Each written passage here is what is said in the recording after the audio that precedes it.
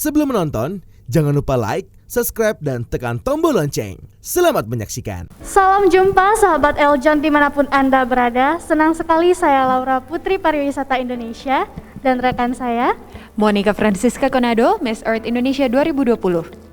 Senang sekali hari ini kami bisa menemani Anda dimanapun Anda berada. Dan hari ini luar biasa sekali ya Kak Monica. Ya Laura. Karena akhirnya kita berkesempatan untuk mengunjungi Universitas Tarumanagara dan berbincang-bincang bersama narasumber hebat kita dari Universitas Tarumanagara. 8 fakultas di Universitas Tarumanagara dengan 29 program studi siap mendukung spirit memenangkan masa depan yang semakin ketat. Kini, Untar didukung lebih dari 1.000 dosen berkualitas yang turut membentuk pembangunan karakter positif atau Untarian. The future is yours to define. Universitas Tarumanagara. Saya perkenalkan dulu, di sebelah kiri saya ada Profesor Dr. Insinyur Agustinus Purnairawan selaku Rektor dari Universitas Tarumanagara.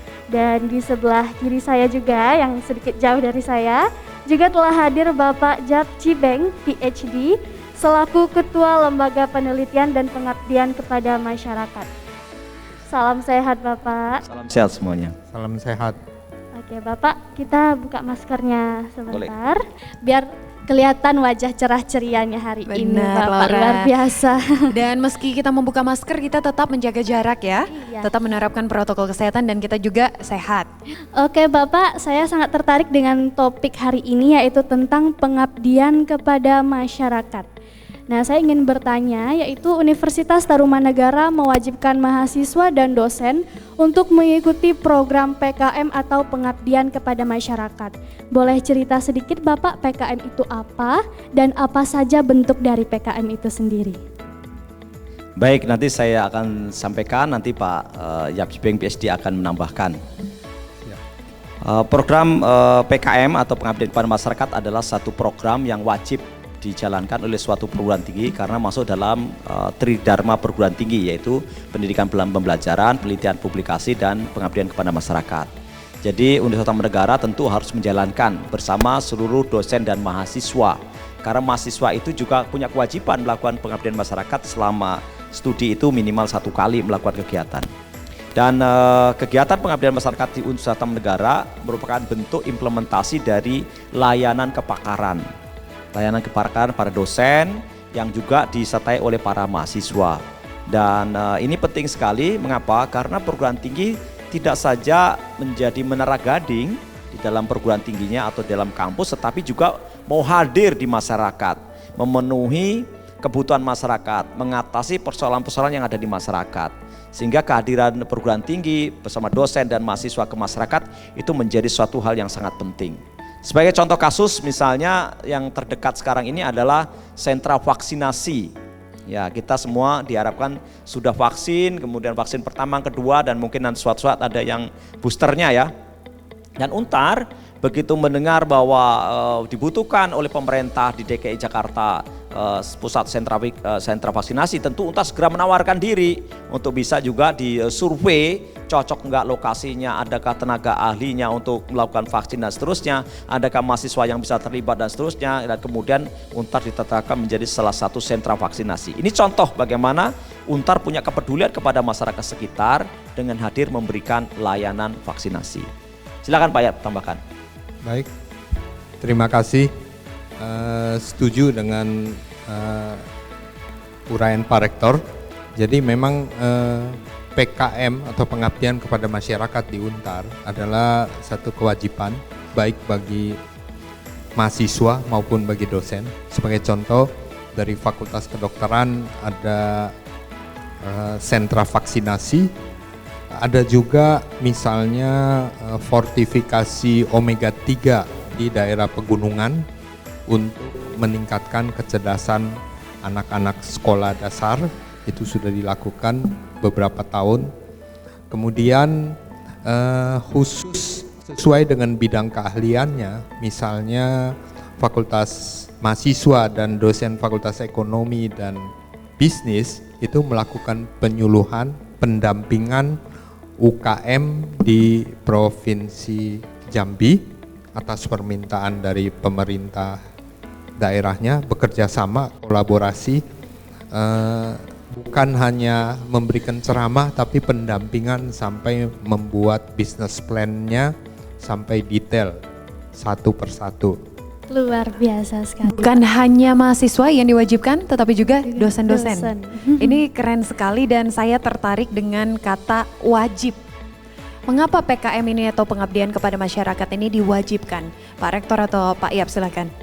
Ya, pertama memang itu kegiatan Tridharma perguruan tinggi yang memang harus dilakukan oleh suatu perguruan tinggi. Yang kedua, ada sistem penilaian jabatan akademik atau jenjang karir dosen yang juga dinilai dari sisi pengabdian masyarakat yang sudah dilakukan.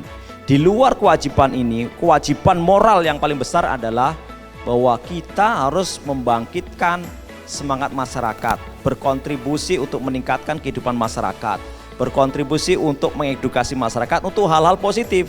Mengapa? Karena perguruan tinggi itu tempatnya para pakar, para ahli, para peneliti yang menghasilkan banyak hal-hal yang positif tadi, kemudian harus juga dipakai untuk meningkatkan taraf hidup masyarakat, kehidupan yang lebih baik dan seterusnya. Kalau kita tidak berkontribusi, saya kira itu sesuatu yang kemudian jelek ya, tidak positif untuk kehidupan masyarakat. Keberadaan perguruan tinggi jadi juga tidak ada gunanya kan.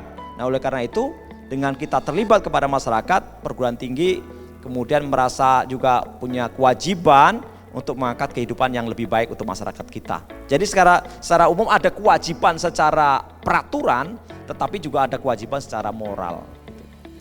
Karena memang kita menimba ilmu bukan hanya untuk diri kita sendiri, Betul. Bapak-bapak dan juga Ya. Laura, tapi kita juga membangun bangsa negara kita dan juga dunia kita. Benar sekali Kak Monika. Bapak ada yang mau ditambahkan? Betul. Jadi misalnya ada di S2 Fakultas Psikologi, itu setiap mahasiswa yang kuliah di sana perlu melakukan pengabdian kepada masyarakat bukan hanya pada satu mata kuliah tapi mungkin lebih dari satu mata kuliah. Tujuannya antara lain adalah memberikan layanan kepada masyarakat sekaligus bekerja sama dengan dosennya dalam konsep belajar itu learning by doing, ya, jadi semacam magang. Jadi sangat bermanfaat bagi yang di PKM-kan maupun bagi mahasiswa dan dosen tersebut. Terima kasih. Karena memang tujuan kita kuliah tentu saja untuk mata pencaharian kita nantinya ya Profesor dan Bapak. Tapi tentu saja tidak afdol rasanya apabila kita tidak mengabdi kepada masyarakat. Jadi istilahnya sukses untuk kita sendiri dan juga untuk orang lain. Benar, Nah Bapak, Laura. saya tertarik untuk bertanya, apakah tujuan, output atau outcome yang diharapkan melalui kegiatan PKM ini? Bisa dijelaskan Profesor? Ya, yang pertama tentu kita punya kesempatan, kami semua punya kesempatan untuk mengimplementasikan ilmu pengetahuan teknologi seni yang kami miliki kepada masyarakat. Itu yang pertama ya, kesempatan. Yang kedua, kami juga menunjukkan reputasi kami, bahwa kami memiliki kemampuan-kemampuan itu kemudian kita implementasikan di dalam dunia profesi, dunia industri maupun dalam kehidupan masyarakat. Jadi reputasi itu menjadi sangat penting. Yang ketiga, kita punya legacy, ya tinggalan-tinggalan dalam kehidupan ini yang juga dirasakan manfaatnya oleh masyarakat. Kalau kita sebagai pribadi punya keahlian, punya keunggulan, punya kompetensi tetapi tidak kita gunakan untuk kebaikan masyarakat, ya saya kira itu tidak ada gunanya. Oleh karena itu legacy kehidupan kita ya itu juga penting ya, sehingga itu bagian dari bagaimana kita kemudian secara sukarela, sukacita melakukan kegiatan pada masyarakat. Pak Yap yang langsung membawahi atau mengkoordinasikan PKM ini sendiri, outcome dan output apa saja yang sudah kita bisa lihat dan rasakan? Baik, jadi kalau dari sisi yang masyarakat yang di PKM, kita selalu mendapatkan feedback. Jadi feedback itu kita buat sebagai catatan dan kita mengetahui bagaimana manfaat dari PKM tersebut. Jika ada catatan-catatan tertentu yang menyebabkan di acara PKM berikutnya perlu kita perbaiki, kita perbaiki. Jadi istilahnya PKM-nya tidak monoton sama terus dari tahun ke tahun, tapi selalu ada continuous improvement. Nah, tentunya luarannya bukan hanya itu saja. Kalau kita sudah lakukan perbaikan berkali-kali, kita akan temukan metode yang paling cocok dan baik untuk itu. Nah, metode yang paling cocok dan baik untuk suatu kegiatan kemudian kita buatkan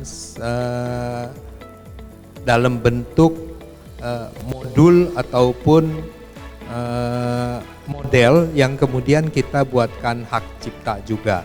Sebagai gambaran, kita harapkan di Untar ini 1 tahun untuk mahasiswa dan dosen melakukan kegiatan PKM-nya, jumlahnya tiap tahun mendekati 1000 ya Pak ya. Ada 1000 proyek. Terima kasih. Luar biasa sekali.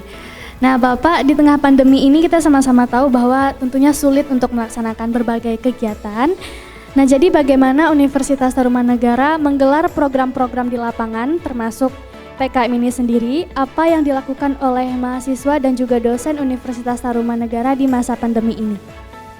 Ya, memang PKM ini bisa dilakukan secara fisik, secara offline, tetapi juga bisa secara online. Nah, Untar secara fisik tadi sudah menyelenggarakan sentra vaksinasi, Untar Peduli.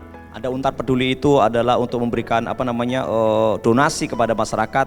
Kami terakhir ada donasi warga sekitar ke rumah sakit, juga ada donasi ke NTT waktu terjadi bencana. Jadi itu juga kita lakukan meskipun secara online kita bisa melakukan itu ya. Kemudian pengabdian masyarakat secara online yang lain itu banyak ya. Yang dilakukan Fakultas Psikologi misalnya ada konsultasi secara online untuk lansia, untuk nakes yang terdampak COVID, untuk masyarakat yang terdampak COVID, kita juga ada konsultasi secara online. Kemudian ada lagi di fakultas-fakultas yang lain juga yang diselenggarakan secara online, misalnya seperti apa? Mahasiswa mengajar di kampus, di sekolah, guru atau dosen mengajar di sekolah, itu juga dilakukan secara online. Itu banyak dosen-dosen kita yang mengajar di sekolah-sekolah mulai SD, SMP, SMA, bahkan TK mengajar di situ. Kemudian kegiatan-kegiatan yang dilakukan secara online lagi dalam bentuk konsultasi, misalnya banyak juga dosen-dosen kita yang live di TV tadi memberikan konsultasi untuk psikologi, untuk masalah hukum, untuk masalah komunikasi, ada banyak hal. Kemudian ada juga yang dalam bentuk tertulis, karena kita di Untar juga ada yang eventnya dalam bentuk tertulis pengabdian masyarakat tapi dalam bentuk tulisan. Apakah di publish di kompas.com untuk Untar untuk Indonesia, kemudian ada di website kita ada banyak portal yang bisa diisi oleh teman-teman di dalam mengedukasi, dan itu juga bagian pengabdian masyarakat yang dilakukan secara online gitu. Implementasi dari PKM ini apakah diwajibkan setiap semester dilakukan oleh mahasiswa atau dosen, ataukah sepanjang 1 kali dalam ketika beberapa tahun menimba ilmu, Bapak? Ya, kalau untuk dosen yang apalagi dosen yang sudah serdos, yang punya sertifikasi dosen dan harus laporan beban kerja dosen atau BKD, dia setiap semester harus menyelenggarakan PKM. Kalau tidak maka dia tidak bisa memberikan laporan ke pemerintah. Wah, setiap semester ya Pak harus dilakukan. Ya, kalau mahasiswa ada yang melakukan setiap semester melakukan kegiatan apakah bersama dosen ataukah dia melalui organisasi kemahasiswaan. Ada juga yang mungkin setahun sekali dia melakukan. Boleh, silakan. Saya tambah. Jadi sebetulnya memang ada kata-kata diwajibkan, tapi kenyataannya dosen minta sendiri. Jadi semuanya minta untuk ada PKM. Demikian keadaan di lapangannya. Terima kasih. Luar biasa Laura, karena memang kita sebagai manusia hidup untuk manusia yang lain juga, bukan hanya untuk diri kita sendiri. Maka dari itu Universitas Tarumanagara harus mengimplementasikan PKM ini atau pengabdian kepada masyarakat. Terima kasih Pak Yap dan Profesor Agustinus. Baik, terima kasih untuk waktunya, untuk bincang-bincangnya. Selamat bertugas kembali, jaga kesehatan Anda, Bapak-Bapak. Terima kasih. Laura dan sahabat Eljon, inilah akhir dari segmen kita kali ini. Tetap saksikan Eljon TV.